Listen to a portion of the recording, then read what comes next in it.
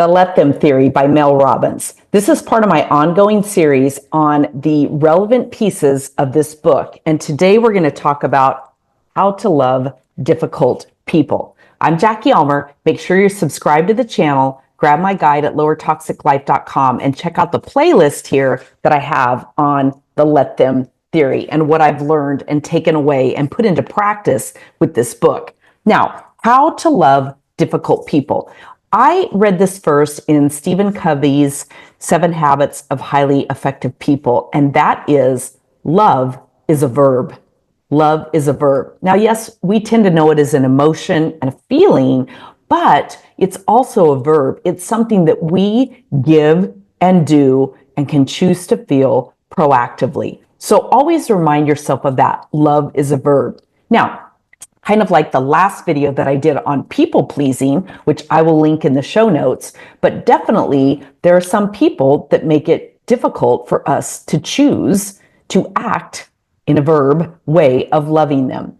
But that's where we have to decide, is this someone that I want to keep in my inner circle? Now, sometimes the answer to that may be no, and that's totally fine.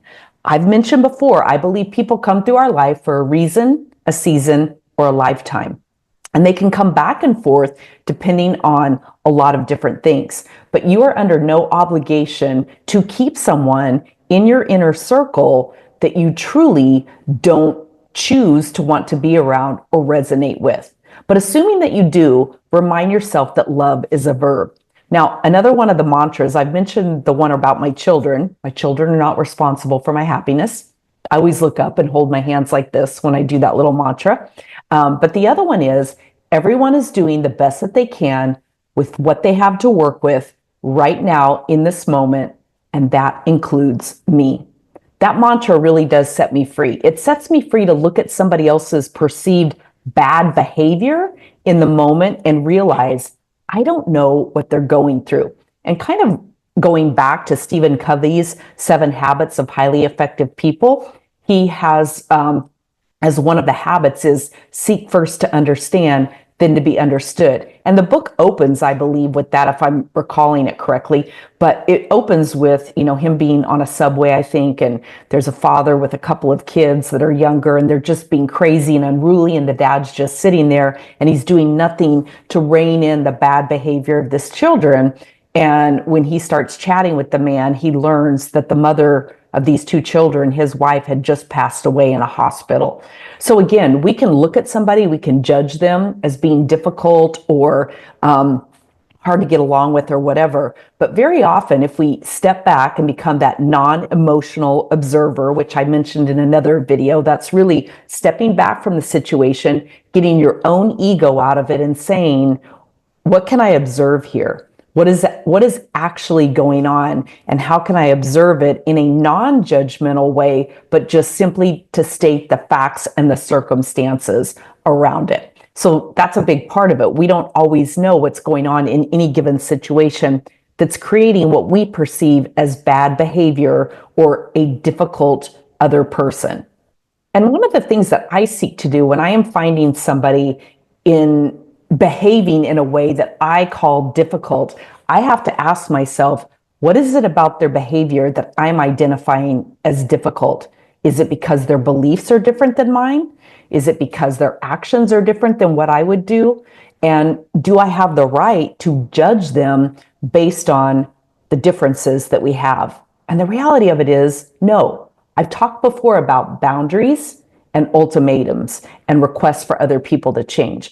I believe that boundaries are very, very important and something that we don't do enough of. And the thing about a boundary is different than an ultimatum. An ultimatum is basically telling somebody else, you must change in order for me to do this. A boundary is different because a boundary is saying, these are the standards that I have set for myself, and I'm going to fence them in. I'm going to fence myself in around these standards. I am not asking you or requiring you to live up to those standards. What I am telling you, though, is that's a boundary for me. And so I'm going to choose to step away from this relationship or your behavior in these circumstances. I don't need you to change. I don't want you to change for me. but I'm not going to change for me either. And I hope that makes sense. Drop a comment below and let me know if that makes sense to you, or if you have any questions around that or any experiences around that for sure. So again, seek first to understand, then to be understood. That really is looking at people from a frame of reference. All of us enter into any situation at any given time with a frame of reference. We have beliefs and customs and traditions of ways that we were raised, depending on where we were born. So many, the year that we were born, so many different things factor into that. And that's where it's super important to remember every generation has its own customs and traditions and nuances about itself. And it's not our role to try to force each generation into conforming to the way that we grew up. Life has changed, the world has changed, technology has changed, transportation and travel, the ability to move easily from country to country and around the world has changed. And with that, it's created a number of changes, mostly positive, where we can get to know and experience other cultures, which ultimately will shift our own frame of reference if we allow it to on many, many different things. If you've traveled to another country, you know exactly what I'm talking about. I know I'm a huge fan of France because I have a French background. My father's family is French. And so I always had an affinity to France. And it's so funny because here in the US, at least for years, we used to always hear, oh, the French are so difficult. The French are difficult. The French don't like Americans. And I got to tell you, that has never been my experience in France. But I don't go with what some people deem as the traditional American outlook, that the way they do things is wrong, the way that they have this set up is different. Yes, it is different, but different doesn't equal wrong. They're not right, they're not wrong, they're just the way they are. And they're much older than we are in the US in terms of things that they've already established. So instead, I try to approach all that from a curiosity and an interested perspective. I wonder why they do things those way. And what I have found is if you just simply communicate with the French, they communicate back with you. America is known as a 3 on the Enneagram. I have a whole Enneagram theory. If you haven't studied it, I'll leave a link in the show notes and you can learn a little bit more about that. I'm a 3 on the Enneagram, and interestingly, they call America a 3 in terms of a country. We're bold and outspoken and out there and extroverted and a lot of different things. And many other cultures are not that way. I remember once having a coaching client from somewhere in Europe. I can't remember where exactly, but she was so funny because she was like, I don't understand you Americans. You just like. Like, it's like you go through social media and you just have to like everything you see. Whereas here, in her country, I do not remember which European country it was. She was like, we're just more reserved. Like, we don't really like something unless we wholeheartedly like it. We're not out there to like every social media post just to boost it or help someone else feel better. And it was kind of funny. I really reflected on that and I thought, she's really right.